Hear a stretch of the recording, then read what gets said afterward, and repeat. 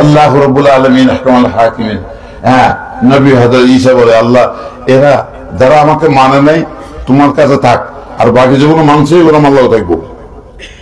আমার নবী পাক সাল্লাল্লাহু আলাইহি ওয়াসাল্লাম কয়, জিবরিল ইব্রাহিম আলাইহিস সালামের মতো, ঈসা আলাইহিস সালামের মতো আমি বলতে পারবো না, আমার যারা আমার উম্মত আমাকে মানছে এদেরকে আমার থাকবো, আর বাকিগুলো আল্লাহ হাতে দিয়ে দিব, ওইটা হইতো না।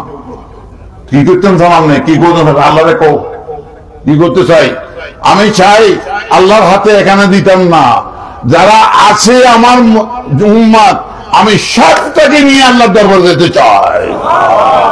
আল্লাহ কোরআনের পাকের মধ্যে আমাদেরকে কি করে ডাক দিয়েছে, ইয়া আইয়ুহাল্লাযীনা আমানু, এই ইমানদাররা, ইমানদার নরনারীদেরকে সম্বোধন করে ডাক দিয়েছে কোরআন পাকে, বহুবার ডাক দিয়েছে। হজ ও ফরজ, টাকা থাকলে হজ ফরজ, টাকা থাকলে ধন সম্পদ থাকলে যাকাত ফরজ, ফরজ নেই? হ্যাঁ ফরজ, ঠিক না? তাহলে এখন আল্লাহ তো ইয়া আইয়ুহাল হাজি কথা কয় নাই, বলে নাই, কোরআন রাখতেছে না, কোন কারণ নাই ইয়া আইয়ুহাল হাজি।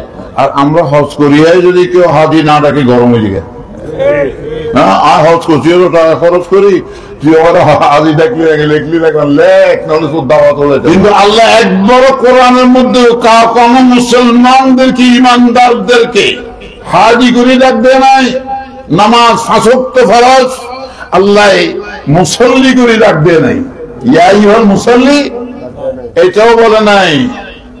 আর যাকাত দেওয়া ইয়া বহুত আল্লাহর রহমতে যা আছে, ইয়া আইয়ুহাল মুযাক্কি করেও ডাক দেয় নাই। তো 5টা দিনে যেটা আমাদের উপরে ফরজ আছে এইটার মধ্যে শুধু ইমানদারকে ডাকতেছে। ইমান এমন একটা জিনিস, ইহকাল পরকাল সবকিছু সামলা যাবে তার দ্বারায়, শান্তি আসবে, রহমত আসবে, শান্তিতে থাকবে, তার কোনো দুঃখ কষ্ট হবে না। তাই ওই আল্লাহর বলি সুবহানাল্লাহ। আল্লাহ রাব্বুল আলামিন ইমানদার করে কেন ইমানদার করে ডাক দিল, ইমানের অর্থটা একটু বুঝে নেন। ইমান মানে আমন থেকে, আমন মানে নিরাপত্তা, আমন মানে নিরাপত্তা, নিরাপত্তা মানে সবকিছু থেকে নিশ্চিন্তা। হ্যাঁ আমি শান্তিতেই আছি, ঠিক না বেশি? নিরাপত্তা।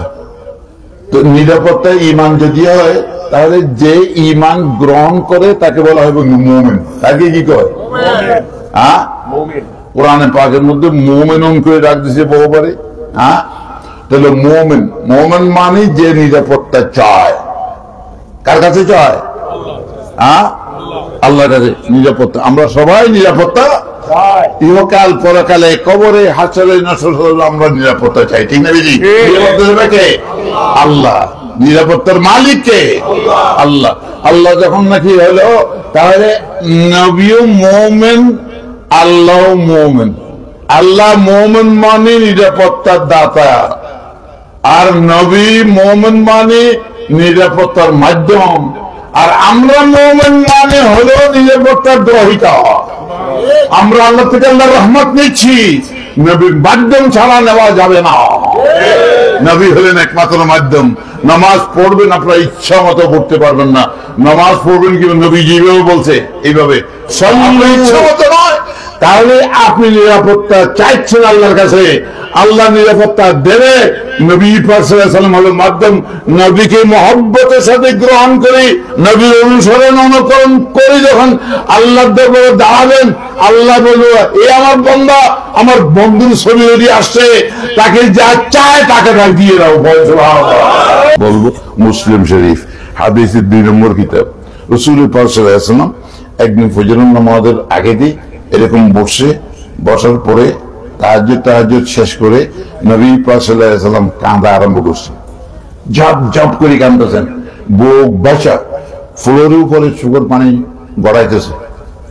আল্লাহ রাব্বুল আলামিন আহকামুল হাকিমিন তখন জিবরিলকে ডাক দিল, জিবরিল যা আমার বন্ধু কেন কাঁদে একটু দেখ। আল্লাহ কি জানা না? আমাদেরকে জানাবার জন্য জিবরিল আলাইহিস সালাম আসলো। আসি রাসূলুল্লাহ সাল্লাল্লাহু আলাইহি ওয়াসাল্লাম বলে, ইয়া রাসূলুল্লাহ লিমা তাবকি, আপনি কাঁদতেছেন কেন?